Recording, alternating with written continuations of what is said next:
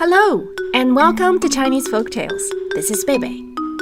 We're on to one of the most well-known historical stories in China. That of the great Yu fighting the floods. 大禹治水.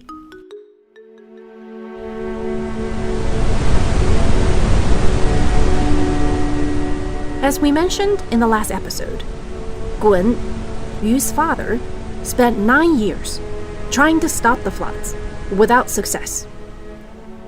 But at least he had a son, Yu, to continue his battle.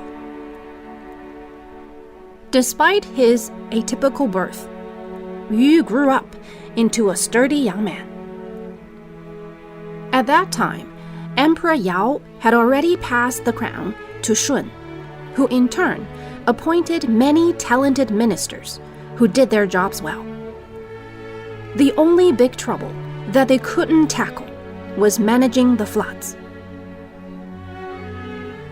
The floods came every year, and the people suffered.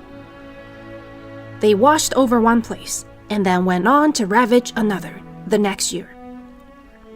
People simply couldn't live in peace. But Gun was already dead, and no one else nearly as experienced and capable could take his place. That was Emperor Shun's biggest worry. One day, when Shun was holding council with his ministers on this matter, an imperial bodyguard reported that a young man outside claimed that he had a way to manage the floods.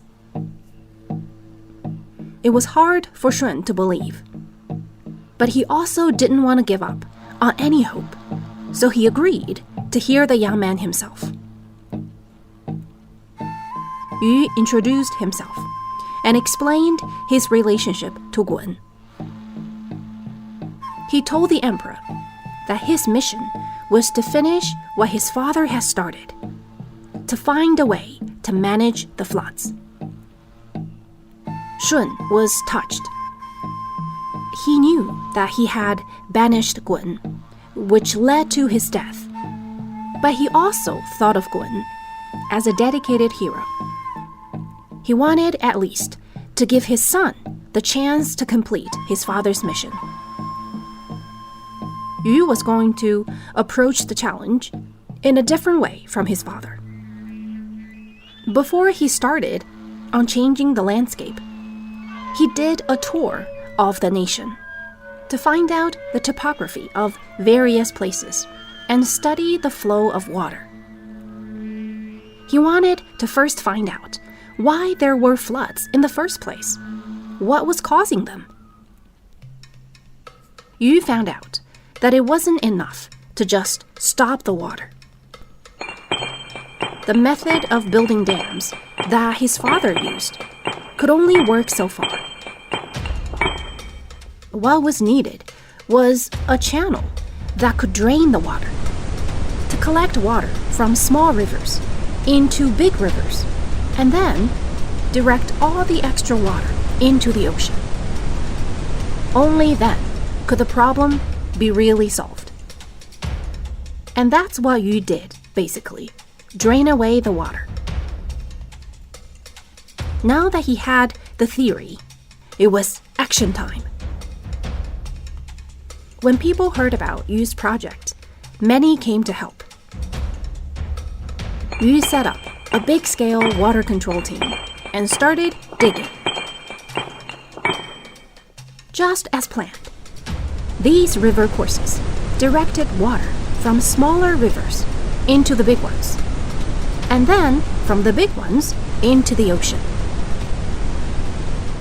This sounds pretty simple, in theory. But it was, of course, years and years of hard work.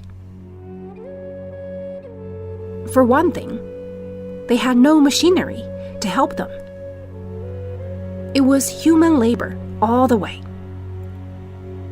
Some legend said that to split rocks and remove parts of mountains, Yu turned into a huge bear and carried away rocks like an excavator.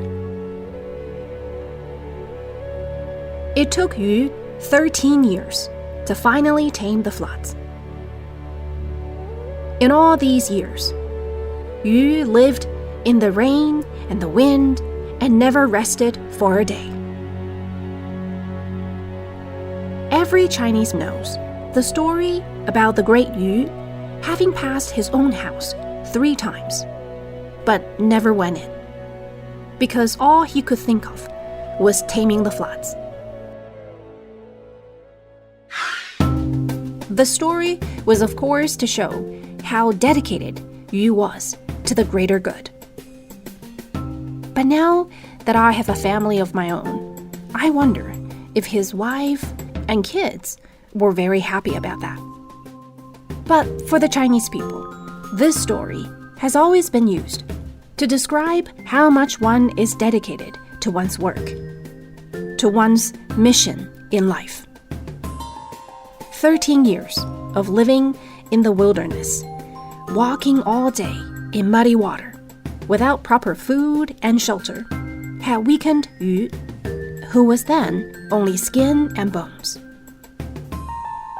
Though he was no longer a sturdy young man, he had earned himself the name the Great Yu, and people thanked him for finally giving them peace. Now you know a story that every Chinese person knows. 大禹治水, the story of the Great Yu taming the floods. But that's not the only story we have about Yu. What else did he do? We'll share more in the next episode. Hope to see you then. And bye for now.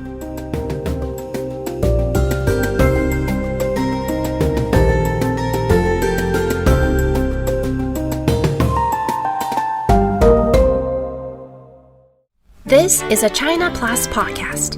Special thanks go out to Sanlian Zhongdu for their help in creating the content for this show. If you like the podcast, please give us a rating and be sure to subscribe wherever you listen. If you've got any questions or feedback, please feel free to contact us via email at podcast@cri.com.cn or find us on Twitter, China Plus Pods.